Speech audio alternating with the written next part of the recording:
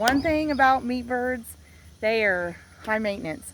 And the more of them you have, the more labor intensive it's going to get. But if you love homegrown, top quality poultry, meat birds are worth the work and they are the ticket.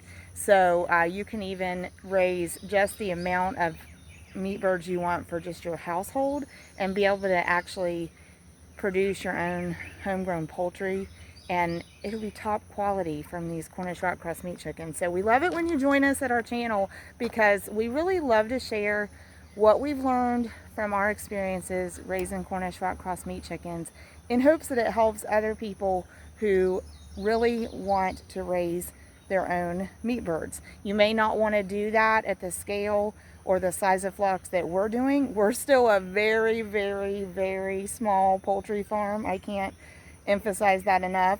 But we want to raise flocks of maybe 300 to 500 birds at a time. So most of us, just for our household consumption, we're never going to want to have that many birds for a year's supply of poultry or want to raise that many birds at one time. So you can take a lot of the same things that we practice and just scale them to the size flock that you want. And the fewer birds there are, the easier it is. I honestly feel like if we would raise a flock of like 25 or 50 birds now, after some of the experience we've had, we would be like, this is nothing. This is a piece of cake. But that's because of the size of flocks that we've raised. When we first started, I think the first group of meat birds that we raised was 25 birds, and we were like a little overwhelmed. And it was a disaster because either weasels or ferrets, it's not even that I can't remember. I don't know that we ever totally determined what the predator problem was, but I think like something got like 18 of those birds, 18 out of 25 to start with. So I think then maybe we did another flock of like 25, and then we just started gradually increasing the flock sizes that we raised, like maybe then did 50. And when we got really brave, we did a flock of 100. And so right now we have a flock of 427. This is the biggest flock of Cornish rock meat chickens we've ever had. So we've been updating anyway on our channel here, so anybody that's been following along, you've been seeing their growth, their development, you're up to date on it. But we're going to step inside here today. They're 28 days old, so exactly 4 weeks. So some background things about meat chickens that you would want to know is at this age, we know reliably the ambient temperature that they want should be about 75 degrees Fahrenheit. Well, today's ambient temperature is 80 degrees Fahrenheit, which isn't bad, still warmer than they want it, but real feel is already 84 degrees Fahrenheit, so that's 10 degrees warmer than they really want to be.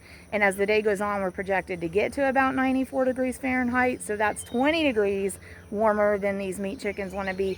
And for chickens, a range of like 20 degrees Fahrenheit is a big deal. So we're pulling out extra measures. We've tried different tactics, but this year for cooling tactics, for targeted air movement and targeted cooling measures, we're just using box fans, and we're having them sitting on the floor so that air movement is down at the bird's level where they're living and helping to impact the conditions that they're actually feeling. So let's head to the barn. Let's take a look.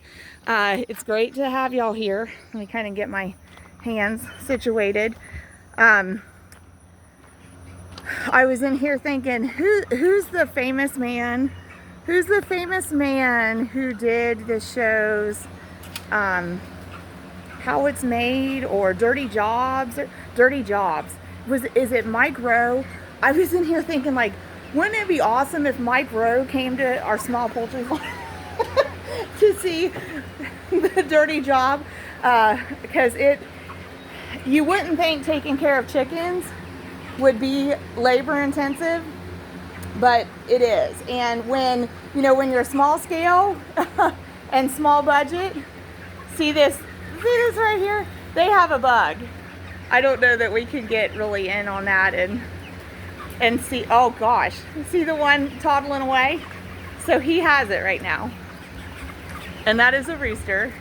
We're kind of following him, but oh, see, and there, I mean, like, you know, they're onto it. So they do get exercise and they're motivated to go after bugs and things. We'll just kind of follow him around the pen. And that's good. That kind of makes everybody like get up, exercise their legs, and meat birds. Antics in the meat bird barn. That's as good as it gets in here. That's as wild as it gets in here. So pretty family friendly.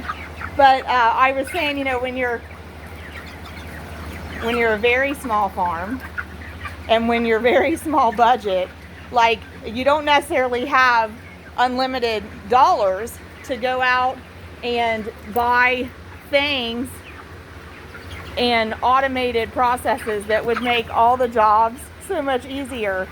But you tend to have time and sweat equity. And so the time is like money, and the time carries value, and the sweat equity is real. But you know, that's how we compensate for being small budget. So like instead of having feeding, did somebody get it from you? Oh, it's right here. And see, it's one of those pincher bugs. Do y'all have these wherever you live? Shout out like what part of the world, what part of the country you're whoa, what part of the country you're from, and do you have these huge massive pincher bugs like that, or like what's the biggest crazy looking kind of bug you have? So random topic on the channel here, but we don't usually get to see quite this much animation from our meat birds, and he's pretty fit. I mean, wow. But anyway, so we were kind of talking about like just how when you're low budget, you know, even though your time is so valuable, that's usually what you have available to use. And you know, we could make he's pretty proud. We could make feeding and water systems automated, but then on the other hand, you know, that takes money to install, and it still would take time to maintain. And the other thing with that, just incidentally, is you'd want some way to monitor how much. I'm going to kind of move around here. We've got cords and lamps there to deal with. We'll pick him back up. But, you know, you also have want to have a way to monitor quantity that your birds are eating and drinking. And so that's another reason we do like just the old-fashioned feeder and water dispensers, because we know exactly how much food and water we're putting in the pen. We know what they're eating and drinking or not eating. Oh man, they're like, dude, chair. So it's down there and they're all at a stalemate here, but it does take a lot of time. Like, see these little waters, you know, it takes a lot of time. Now we're gonna, oh, the little one got it. The little underdog got it.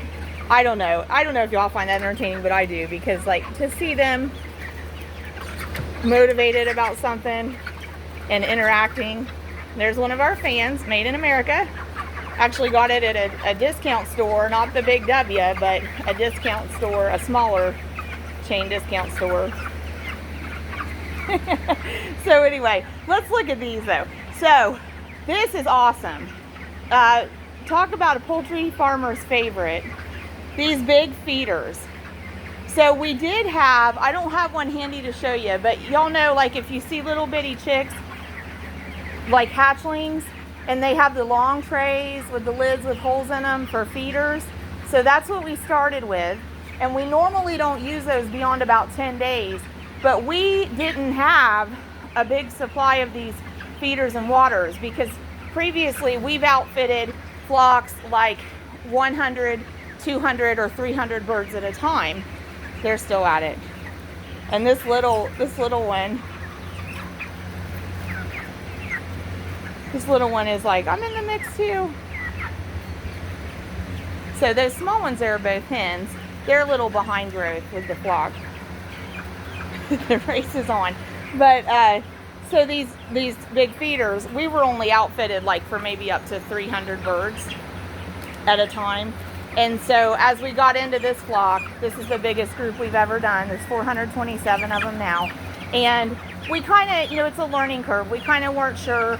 We had an estimate based on reference points of how many feeders we thought we'd need, and we were trying to keep within that low budget. So we didn't purchase a bunch of more feeders right away, but we did finally get on order. Anybody who says meat birds can't move needs to watch this video. I mean, on a mission. So we did order, I think, 12 of these big metal ones. So, and we had 3. So now we have 15. So we have capacity in here for 600 pounds of feed on the floor at one time. And with the 400 birds, it's not that we don't necessarily need 600 pounds of feed on the floor at one time, but what we do need is lots of access for the birds to get to the feeders. So we've only filled them, like a third to a half full. It took about 5 bags. My husband and sons actually took care of this. This morning was the first I got to see these, and these actually arrived yesterday when they were 27 days old. So the guys said it took about 5 50-pound bags of feed to fill those part way. But then this morning, there's still feed in them. So they had put down 250 pounds of feed at the end of day 27. And we actually have used, we used 40 bags, and then we've used 7 bags. So we've used 47 50-pound bags at day 28, which they're still working on consuming part of that. And then by day 41, they'll go to the processor on day 42. Day 41 will pull feed. So in reality, day 40 will probably be the last day that we put feed in. And we anticipate they will have used 80 total bags of feed, 50 pounds each. So 4,000 pounds of feed, because it's about 10 pounds per bird. That is a reliable reference point. We've used that reference point for hundreds and hundreds of birds, and it's right on every time. It's right on every time. It always gives us an accurate estimate of how much feed to have on the grounds on farm for starting a flock, and it's always gotten us through to the end. And we generally, if we have any left over, it's less than 50 pounds. So 10 pounds feed per bird, quality complete feed, granted, but that's a good estimate if you're wanting to raise meat birds and you're like, how much feed? That's a good estimate. 10 pounds of feed per bird, and that's us on a 5 or 6 week production schedule, feeding a complete feed that's a 22% protein, okay? And I'll just tell you, it wouldn't hurt my feelings a bit if somebody over at Kalmbach wanted to gift us a pallet of feed, but I don't anticipate that ever happening. And we're happy to support Kalmbach feed and purchase our feed from a local mill, but it's manufactured by Kalmbach. But Kalmbach 22% protein start to finish meat bird complete feed is what we choose to use, okay? If you have further questions about that, feel free to put them in the comments. So, I mean, I can't believe how long these birds have stayed interested, especially the one has stayed interested in this bug. So that's been quite the excitement for the birds this morning, quite the enrichment for the livestock this morning. But so the other work going on in the barn mainly was cleaning water trays and filling waters. So poultry farmer favorite, we got the big feeders. And hey, I wanted to check out this sticker. I actually had not noticed this. Buy USA American. So these are made in the USA. So there you go. If y'all are poultry farmers, you're looking for a large capacity feeder for your poultry, and you want to, if you're in America and you want to prioritize something made in the USA, there's a made in the USA feeder. Little Giant poultry feeder, 40 pound, 17-inch pan, professional farm grade. Hey, we like these. I do. We are buying these. They weren't given to us. but I highly recommend them. They're great. And usually for us with our meat birds, we start them out in those baby feeder trays, but definitely by about 2 weeks of age, we're over into these, okay? So we really like that. And when I asked to put them on order, I really had no idea that we were going to be able to get a made in the USA product. And I'm tickled. I'm thrilled with that. So if there's other questions you have about these meat birds, y'all let me know, okay? Put it in the comments. I mean, we want to fill you in if there's things that you're curious about with them. So love the feeders, and we've got more. See these waters? So we had some of these with the red lids. We got some new ones, just exactly the same pretty much with the green lids. We actually have 5 more of those coming. So when those get here, these are out. These are time consuming to fill. We're getting tired of those. The birds are really bigger than those being the appropriate size, but they love them. I mean, they empty them. They love those. They'll empty those before they empty the big ones, but they're just way more time consuming for still going, way more time consuming for us. So we're excited to get those in here. So we've got about 15 of those little ones down. So that'd be about a 15-gallon capacity, and we've already got 5 of these in the pen, so that's 30-gallon capacity. So so right now we had more of these in here, but we shifted some things out when we made room for the bigger feeders.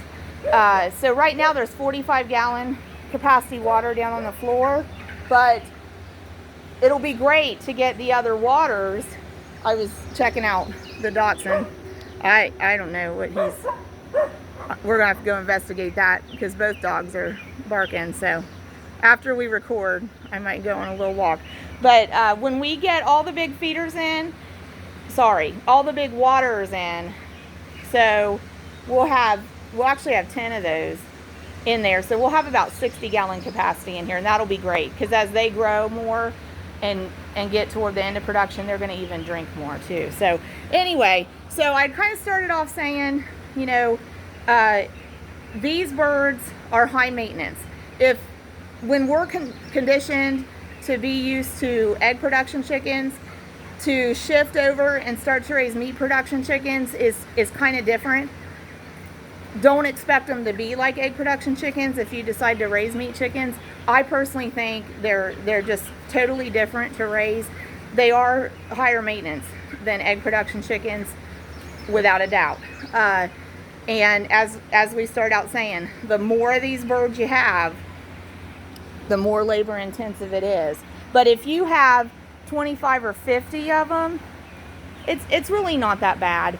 As far as supplies too, like these feeders and waters, you just want enough of these that if hypothetically all the birds want to go eat at the same time, they all can get around a feeder. So like the size these birds are getting, you know, 8 to 10 of them, even at finish, are going to fit around a feeder.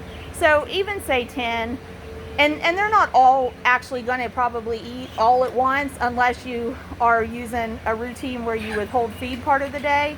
But even say 10 birds, you know, even if you're doing 50 birds, if you had 5 of these, that'd be ample. You could probably get by with 3 or 4. And you might even want to get something different. And then these waters, same. I mean, ideally, you have enough waters that all the birds can fit around the waters all at once. But, you know, if you had 50 birds and you had 3 of these feeders, that would probably be more than enough. And you might not even want that many. So for us, raising these chickens has been a learning curve. It's a little bit of a dirty job. You know, if y'all work with chickens, it doesn't matter if they're egg chickens, meat chickens, and any kind of livestock. Wash your hands when you leave the barn area. If you can wash your hands outside, you know, if you have a like outdoor spigot, you know, maybe keep soap there, keep a little wash bucket there, and when you're done choring, you know, wash up right there at your spigot, and then the next time you come out, you can dump that water or whatever. But always wash up when you leave the barn area. And ideally, if you can have a set of shoes that only goes and or shoes, barn boots that only goes and does that work, that's helpful too. And then when you leave the barn, have your other shoes to change into, and don't wear the shoes that you wear in the barn out to do errands in town or out to somebody's house or inside of your house. Keep the barn stuff at the barn. What happens at the barn stays at the barn, okay? So that's a good policy. But it's a dirty job, but in the end, if you want quality poultry, this is where it's at, friends. This is how it's made. Real good chicken, y'all know the rest.